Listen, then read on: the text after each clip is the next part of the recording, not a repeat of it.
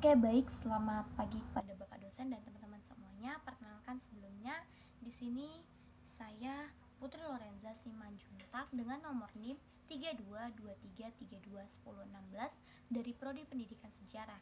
Baik, di sini saya akan mereview buku yang berjudul tentang Strategi Belajar Mengajar yang ditulis oleh Dr. Syaiful Bahri Jamarah MAG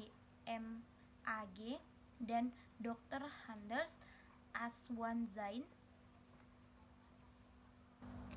Baik, seperti ini bukunya. Nah, baik, di sini saya akan mereview sedikit tentang buku ini. Dalam buku ini, Strategi Belajar Mengajar ini terdapat 10 bab dan masing-masing babnya memiliki subbabnya masing-masing. Nah, di dalam buku ini ada sebuah kalimat yang dapat saya bagikan kepada para reviewer semuanya, yaitu tidak ada frase yang lebih tepat untuk diucapkan setelah selesainya buku yang berjudul Strategi Belajar Mengajar ini kecuali mengucapkan puji syukur kepada Tuhan Yang Maha Esa.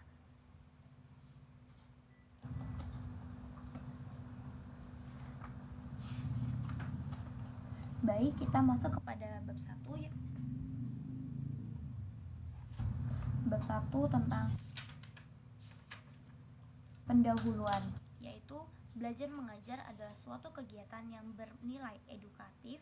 Nilai edukatif mewarnai interaksi yang terjadi antara guru dengan anak didik. Nah, interaksi yang bernilai edukatif ini dikarenakan kegiatan belajar mengajar yang dilakukan diarahkan untuk mencapai tujuan tertentu yang telah dirumuskan sebelum belajar mengajar dilakukan. Nah,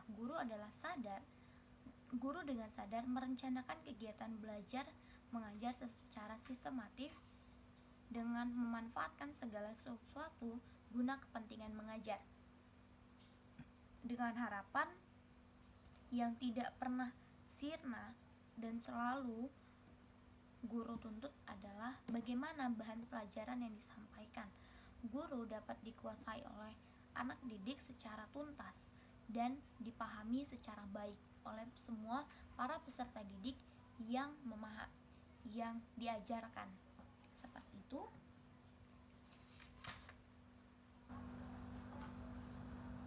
Metode mempunyai andil yang cukup besar dalam kegiatan belajar mengajar. Nah, kemampuan yang diharapkan dapat dimiliki anak didik akan ditentukan oleh kerelevasian penggunaan suatu metode yang sesuai dengan tujuan. Nah, itu berarti tujuan pembelajaran akan dapat dicapai dengan menggunakan metode yang tepat sesuai dengan standar keberhasilan yang terpatri di dalam suatu tujuan. Nah, metode yang dapat dipergunakan dalam kegiatan belajar mengajar bermacam-macam pula yang dapat diterapkan di dalam lingkungan kelas dan lingkungan sekolah. Penggunaan tergantung dari rumus tujuan. Dalam mengajar, jarang ditemukan guru menggunakan suatu metode, tetapi kombinasi dari dua atau beberapa macam metode. Nah, penggunaan metode digabungkan dimaksudkan untuk memberikan gairah belajar anak didik agar terciptanya sebuah sistematis dan pembelajaran yang tepat untuk peserta didik nantinya. Kita masuk kepada bab 2, yaitu konsep strategi belajar mengajar. Nah, di dalam konsep strategi belajar mengajar ini adanya sebuah pengertian belajar mengajar, klarifikasi strategi belajar mengajar, dan implementasi belajar mengajar.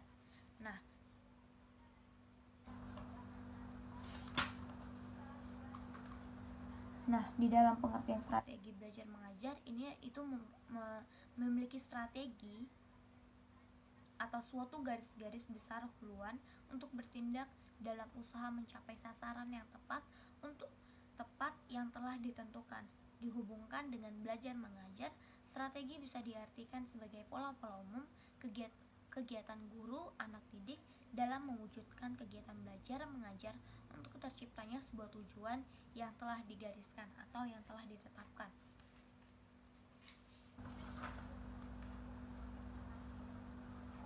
Yang B, subbab yang kedua adalah klarifikasi strategi belajar mengajar. Nah, pada ini menurut Tabrani Rusian dan kawan-kawan, terdapat berbagai masalah sehubung dengan strategi belajar mengajar yang secara keseluruhannya diklarifikasi. Yang pertama adalah konsep belajar, strategi belajar mengajar, dan yang kedua sasaran kegiatan belajar, dan yang ketiga belajar mengajar sebagai suatu sistem, dan yang keempat adalah hakikat proses belajar, dan yang kelima entering behavior siswa, dan yang keenam adalah pola-pola belajar siswa, dan yang ketujuh adalah pemilihan sistem belajar mengajar, dan yang kedelapan adalah pengorganisasi kelompok belajar, dan yang terakhir adalah pengelolaan atau pengimplementasian proses belajar mengajar. Nah, di dalam subbab ini mengajarkan kita untuk mengetahui dan menggunakan tahap-tahap di mana proses belajar mengajar itu diperlukan.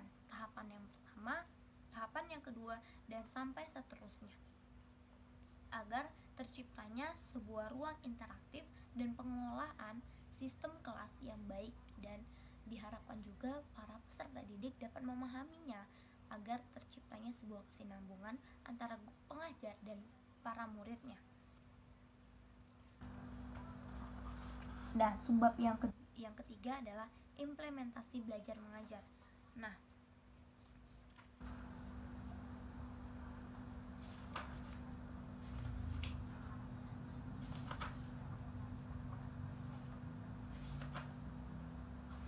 Nah, dalam implementasi belajar mengajar ini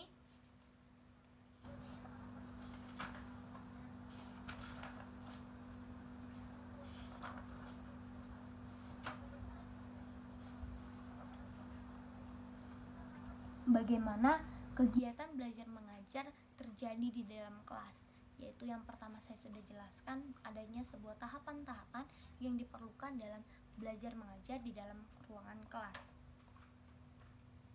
Dan yang bab ketiga yaitu hakikat, ciri, dan komponen belajar mengajar.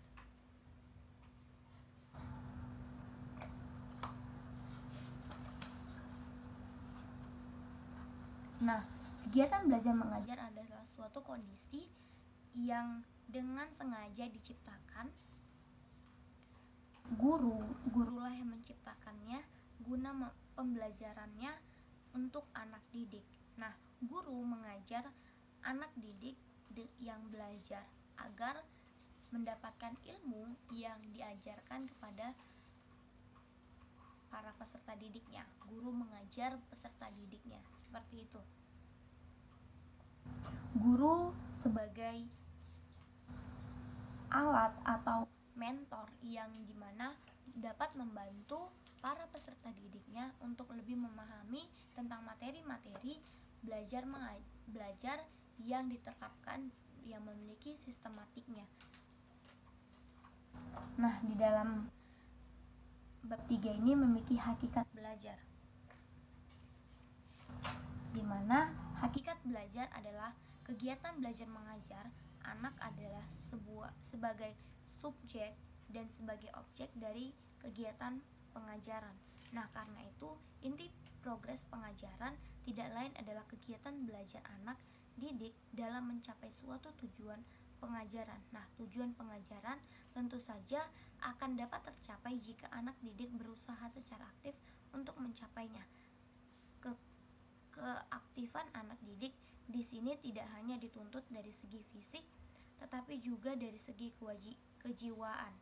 Nah, bila hanya fisik anak yang aktif, tetapi pikiran dan mentalnya kurang aktif, maka kemungkinan besar tujuan pembelajaran tidak tercapai.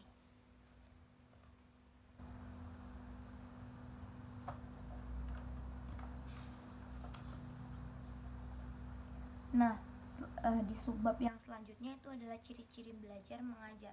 Ciri-ciri belajar mengajar ini adalah kita sebagai calon guru nantinya itu merupakan merupakan sebuah contoh dari kita sebelum menjadi guru, yaitu yang pertama kita dulunya adalah sebagai siswa yang belajar dari SD, SMP, SMA sampai ke jenjang perguruan tinggi, menyelesaikan studi S1 kita, lalu kita baru bisa untuk mengambil sebuah pekerjaan di mana nanti kita akan menjadi guru. Baik, selanjutnya itu adalah komponen-komponen belajar mengajar. Nah, komponen-komponen belajar mengajar ini adanya sebuah tujuan di mana tujuan ini merupakan cita-cita yang ingin dilaksanakan agar terjadinya implementasi dalam kegiatan belajar mengajar. Yang kedua adalah bahan pelajaran, dan yang ketiga adalah kegiatan belajar mengajar. Yang keempat adalah metode bagaimana kita mengajar di dalam kelas, dan yang kelima adalah alat. Alat ini dapat kita bagi menjadi dua, yaitu menjadi alat dan alat bantu pengajaran, alat bantu dan alat pengajaran. Alat material ini termasuk adalah alat bantu audiovisual, sepertinya infocus dan lain sejenisnya. Dan yang keenam adalah sumber pelajaran yang akan kita sampaikan kepada para peserta didik kita nantinya. Dan yang ketujuh adalah evaluasi, bagaimana kita setelah telah terjun ke dalam dunia belajar mengajar di dalam kelas. Yang bab keempat adalah berbagai pendekatan dalam belajar mengajar. Nah, di dalam bab ini adanya pendekatan individual, pendekatan kelompok, pendekatan bervariasi dan edukatif. Nah, ini merupakan contoh-contoh pendekatan-pendekatan yang dilakukan di dalam ruangan kelas. Adanya sebuah pendekatan individual yang terjadi di ruangan kelas. Contohnya seperti guru dengan satu siswa yang bertanya, yang aktif di dalam kelas. Dan kelompok adalah guru membagi kelompok-kelompok kepada para peserta didiknya agar untuk bisa mempresentasikan hasil diskusi yang mereka diskusikan, seperti itu. Nah, selanjutnya itu adalah pendekatan keagamaan dan kebermaknaan. Ini merupakan masih menjadi bab keempat, pendekatan-pendekatan yang digunakan dalam proses belajar mengajar. Dan yang ke bab 5 adalah kedudukan, pemilihan dan penentuan metode dalam pengajaran. Nah, di dalam bab ini adanya kedudukan metode dalam belajar mengajar, dan yang kedua adalah pemilihan dan penentuan metode, dan yang ketiga adalah macam-macam metode mengajar, dan yang terakhir adalah praktik menggunakan metode belajar.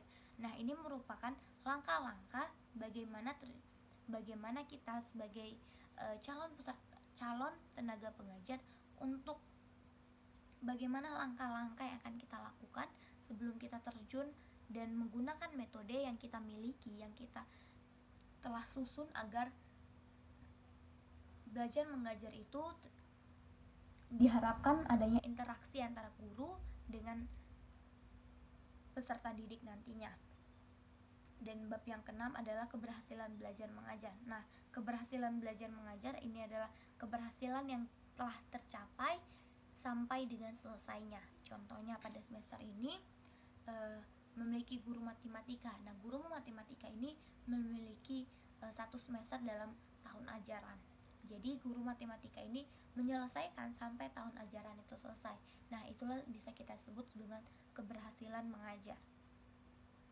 Yang indikator-indikatornya itu adalah pengertian keberhasilan, indikator keberhasilan, penilaian keberhasilan, tingkat keberhasilan, program perbaikan, dan yang terakhir adalah faktor-faktor yang mempengaruhi keberhasilan.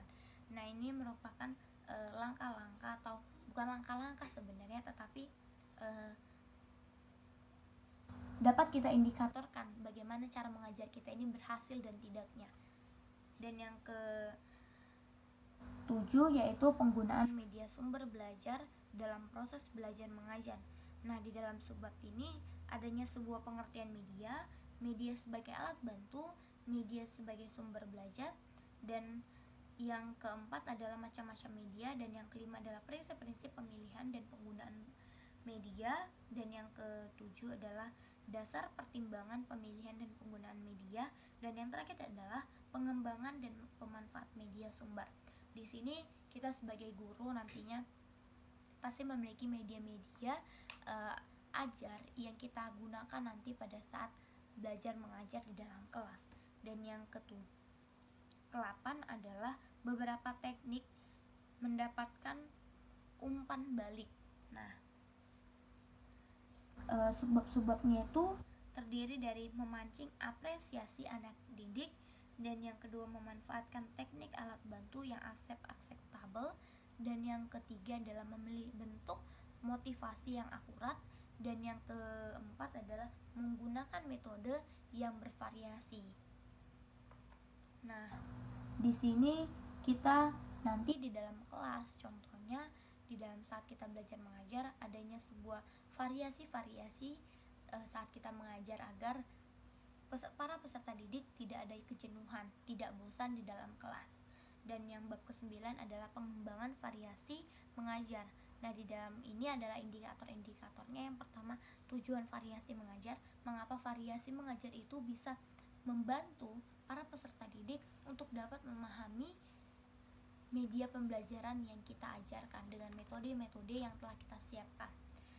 Yang kedua adalah prinsip penggunaan, bagaimana kita menggunakan media-media tersebut agar variasi-variasi yang telah kita buat itu dapat dipahami dan dimengerti oleh para peserta didik kita. Dan yang ketiga adalah komponen-komponen variasi mengajar. Dan bab terakhir yaitu pengelolaan kelas. Nah, di dalam bab ini terdapat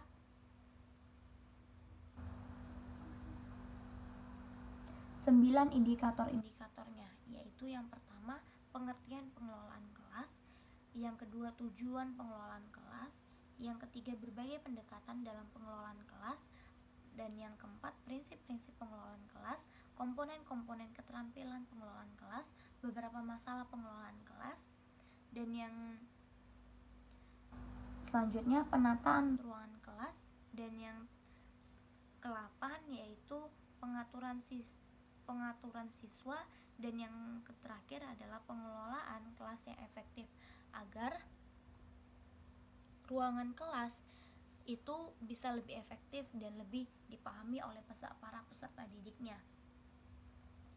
Nah, sekian dari hasil review buku tentang strategi belajar mengajar dari buku ini yang ditulis oleh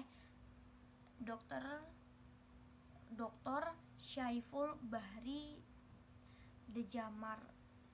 Jamarah MAG dan Dr. Aswan Zain. Nah, sekian dari hasil review yang saya lakukan. Terima kasih, bila ada kesalahan mohon dimaafkan. Terima kasih dan selamat pagi untuk teman-teman semuanya dan Bapak dosen.